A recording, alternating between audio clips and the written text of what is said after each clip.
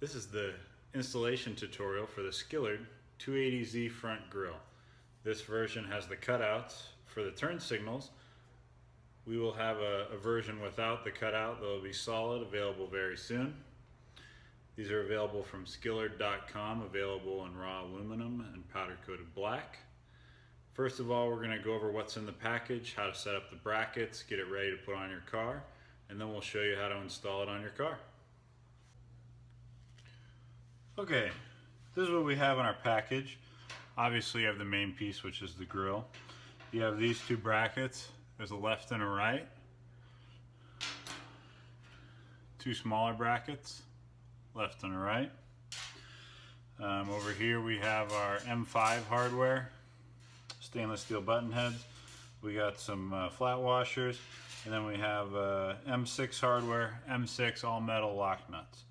So as far as orientation goes, you're going to be able to see that there are slots that are offset to one side or the other, whereas you can see these are a mirror of each other. And this is the orientation, the way I'm holding them, the way they're going to go on the grill. So as you'll see, there's a tab on each side of the grill right here that has these slotted holes. The two holes that aren't slotted on the bracket are going to be affixed to that with our M6 hardware. Then down at the bottom of the grill, you're going to be able to see that there is a slotted hole on the bottom slat on each side, as well as a center hole in the middle.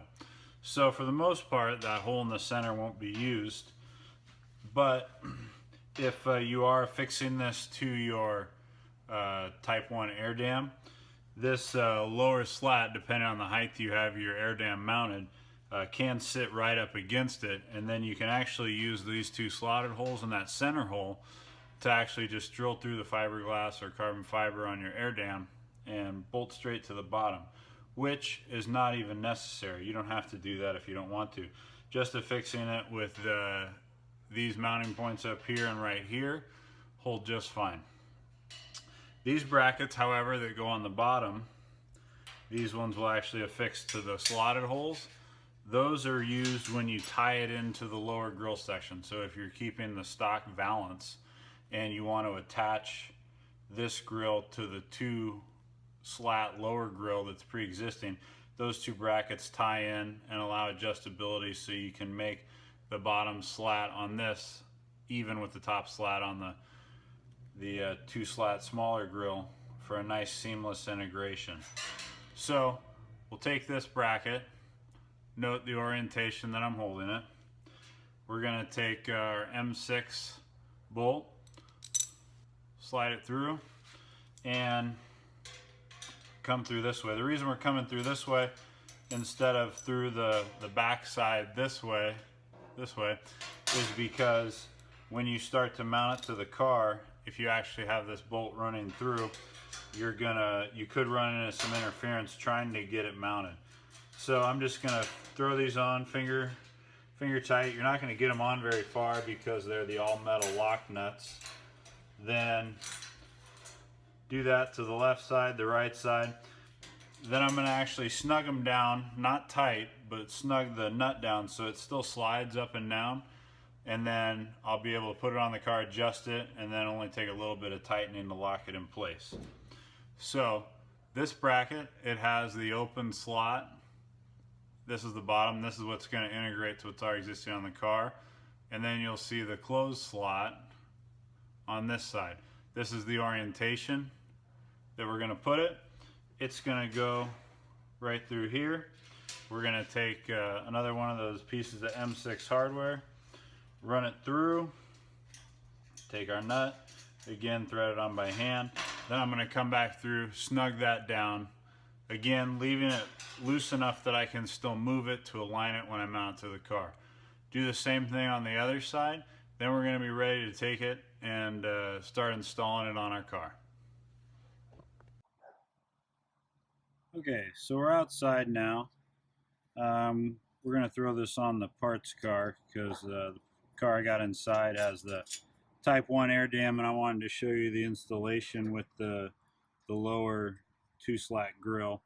This one's obviously not in the best of shape, but it'll give you the idea for the installation.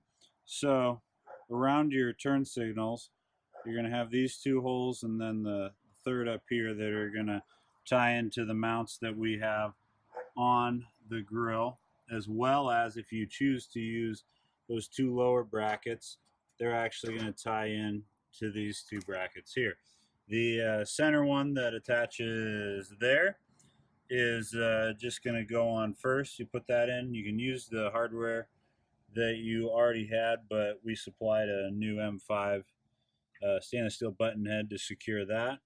So one of the things I wanted to mention was when you're looking at the back of the grill, part of the reason we're leaving these snug down but not tight is because we want to be able to have this adjustability. And so you can see that there's a bevel, and right here our lovely dog in the background, but that's okay. So you can move it in and out to make adjustments. You can change the pitch of the way the grill sits, so you can change whether the bottom is in or out. You can also adjust it in and out. For some reason, when you install it, it's a little too close to your hood here. When you're opening and close it, you can move it forward or back to make those adjustments. So I'm going to go ahead and set it up in place and just get the screws finger tight from the to have it set in place, and then we'll pick it up there and show you the rest of the install. Okay, so here we just have the grill sitting in place, and I haven't tightened down the M5s yet because I wanted to show you a few things. You notice we have the slots. I didn't put those in, but you'll want to put that lower screw in, and we're slotted here. And so if you look, part of that is because you'd have adjustability from left to right, so that way if you need to do a little adjustment centering this up, you can. Down here we've got this bracket. It's set over the bracket that was attaching this. That's in. I did tighten these down. This still allows it to adjust side to side and in and out. So if you're looking down on top of it and you want to make some adjustments to make it even, then you're still able to do that. So the next thing I'm going to do is I'm going to make sure I have it centered the way I want it. I'm going to tighten up all of my M5 button heads, and then I'll come back through and I'm going to tighten up the M6 with the all metal lock nuts here to make sure I have adjusted the way I want in and out. And then the bevel on this top one, if I needed to push it in or pull it out at all, I can still do some fine tuning there and then tighten these up. Then the grill will be locked in place. Next thing we're going to do is put the plastic shrouds on here. And if you're using a 77, 78, then that'll just pop right on there. If you're using the 76, it's going to have a shroud that looks like this one that I got here, and you'll see it installs just fine, but you have this lower flap that comes over these 2 slats. And if you choose to, you can just leave it as is, no problem. Or if you want to, you can actually trim this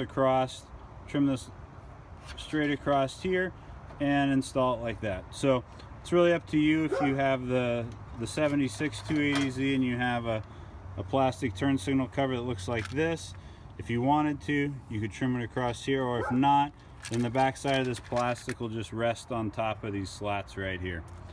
So if you have any questions, leave them in the comments. And again, this is the Skillard 280Z grill with the turn signal cutouts, and it's available from Skillard.com in powder coated black and raw aluminum.